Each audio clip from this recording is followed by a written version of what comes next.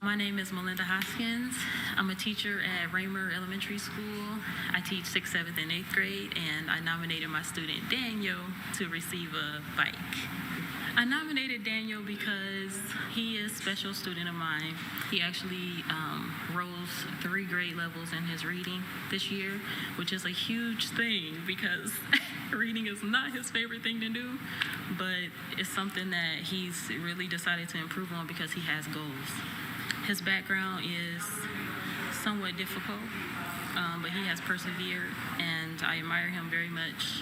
He's just a great kid. He's an absolutely wonderful young man. He has a bright future. He does live in an area that is not always safe, and it's nice that he'll now have reliable transportation and then also a lock to where he can keep this transportation. And I'm really proud of him, and I think he's the perfect one because he deserves a treat. He deserves to feel special, for his achievements to be honored. Teachers, they really look out for our kids, and that's exactly what Rader Elementary teacher Melinda Hopkins was doing when she nominated Daniel Rader for the Charles Boyk Law Bikes for Kids program. Andrea Young joins us from Boyk Law this morning. How wonderful is this to see these teachers? Man, they really pay attention to our kids, don't they? They really do, and I really loved hearing Miss Hoskins tell us how Daniel rose 3 grade levels in reading this year and how he decided to improve it on his own because he has goals. So I just loved hearing that. It was also touching to hear her describe Daniel as an absolutely wonderful young man, and she sees a bright future for him. So Miss Hoskins, thank you. We appreciate your nomination. Yeah, wonderful. And, he's got a pretty cool looking bike too, I noticed. That's, the horses really hooked him up.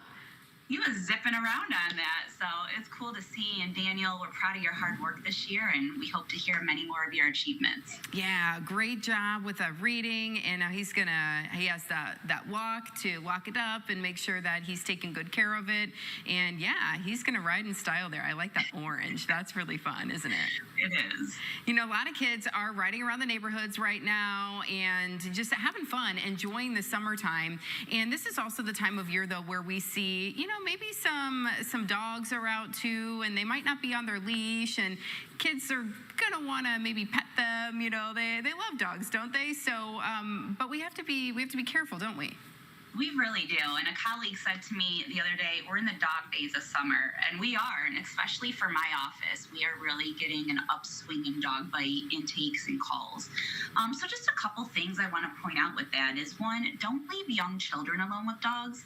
They really don't have the foresight or the awareness when a dog might be agitated or anxious.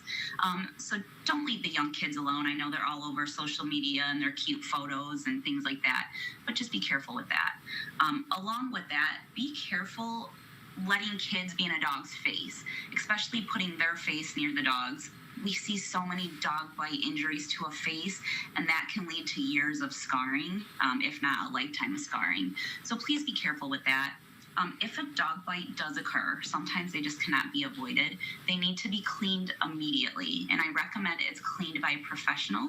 Oftentimes we see that a dog bite, or I should say that an infection is worse than a dog bite itself. So it needs to be addressed immediately. Now is not the time to do at-home remedies and try to clean it yourself. Yeah, as you mentioned, you could be dealing with some of that for years to come if it's not, handled appropriately. When it comes to dogs maybe not being on a leash or running around the neighborhood, as somebody gets bitten, a kid maybe, is there any kind of liability there? There is. So definitely give our office a call. It is a case-by-case, very fact-specific situation, so we will have to evaluate, but there very well can be liability. So we need to get a call immediately so we can start investigating that and hopefully get compensation for the person who was injured. And for a pet owner, maybe do you have any advice for them?